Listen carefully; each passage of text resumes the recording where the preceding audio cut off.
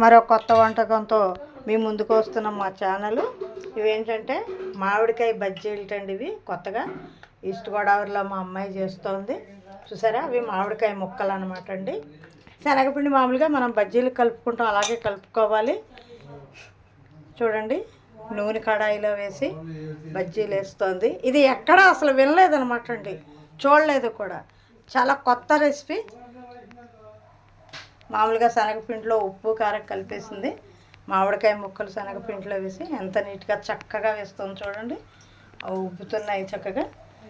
ఇది కొత్త వెరైటీ వంటకం అనమాట అండి గైస్. చూడండి, ఇగో